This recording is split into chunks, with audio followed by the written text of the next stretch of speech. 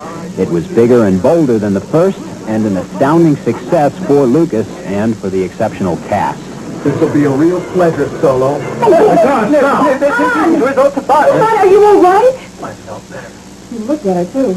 Recently, at the A&R recording studio in New York, a project was underway to bring Empire to National Public Radio next February.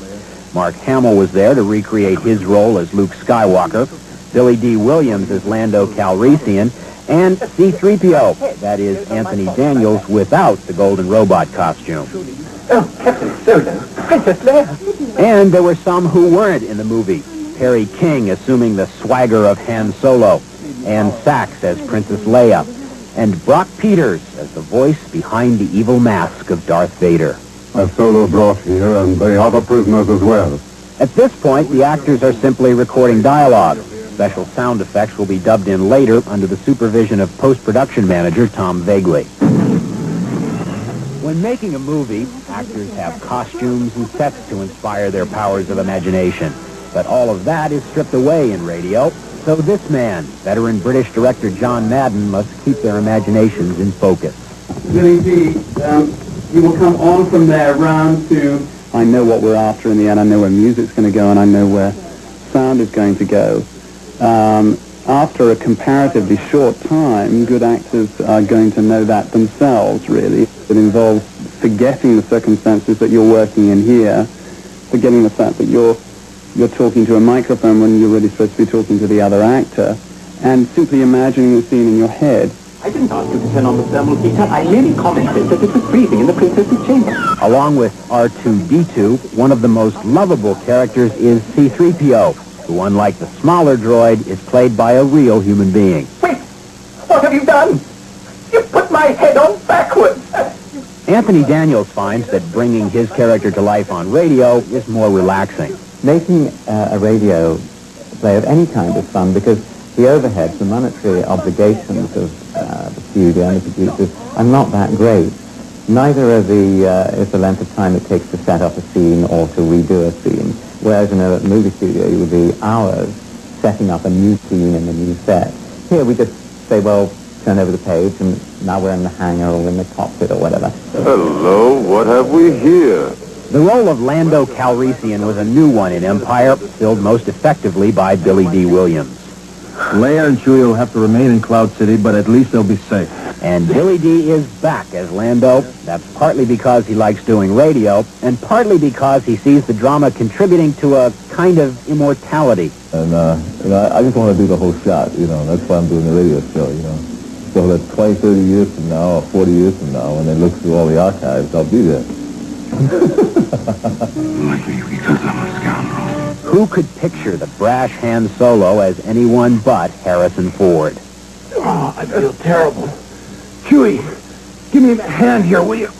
Well, Perry King could, and he has no qualms about taking a role so closely identified with Harrison Ford.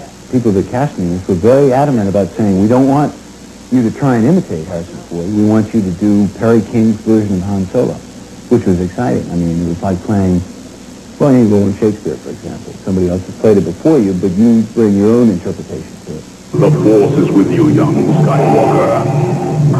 You are not a Jedi yet. He's the consummately evil Darth Vader. Even in the films, so much of his presence depends on the deep and menacing voice. That will be Skywalker. Monitor his progress and allow him to land unchallenged and unopposed. Brock Peters certainly has a voice for the role, and he also has a genuine love for the part. Well, it seemed to be the ultimate force of evil, as conceived in the Western mind. It's a challenge to want to be able to try to realize that with your voice, to try to match the realization that the art directors came to when they put together their Darth Vader. Now all I gotta do is find this Yoda. Star Wars and Empire launched the acting career of Mark Hamill, young Luke Skywalker, who aspires to gain the Force and become a legendary Jedi Knight. See Hamill in a radio studio, and you'll have no doubt about his gifts. In this scene, Luke has been left hanging upside down in the cave of a monstrous ice creature. His lightsaber is just out of his reach. Han? I was attacked by an ice creature. I'm in its cave. Han, the Wampa's coming back.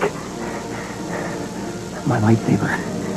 It's on the cave floor. I can see it, but I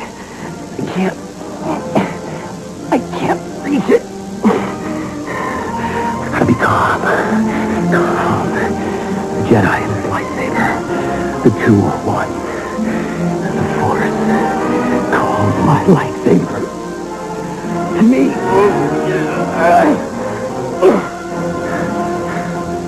Han, come in. I got myself down, but the Wampa, he's after me.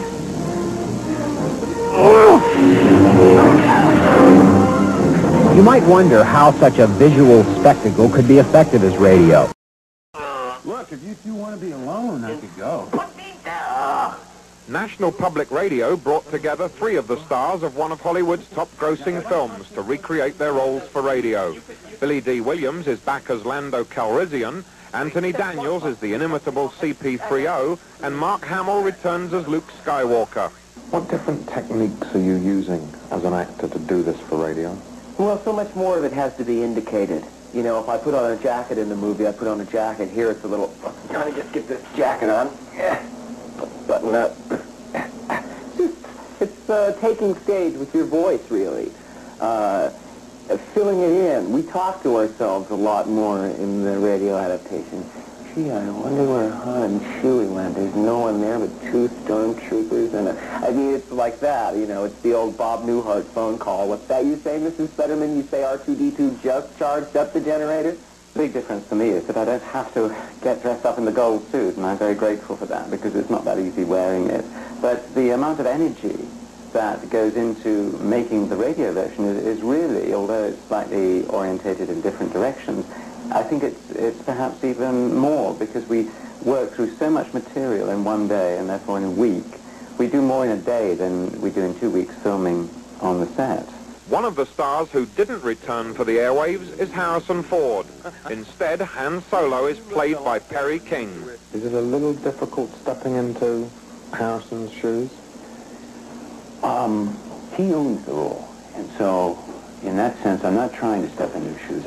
It would be hard if I didn't admire what he does in both the films so much. I think he's so good that most of the time, I only hope I can begin to touch the kind of wry, flat underplaying that he brings it to the role.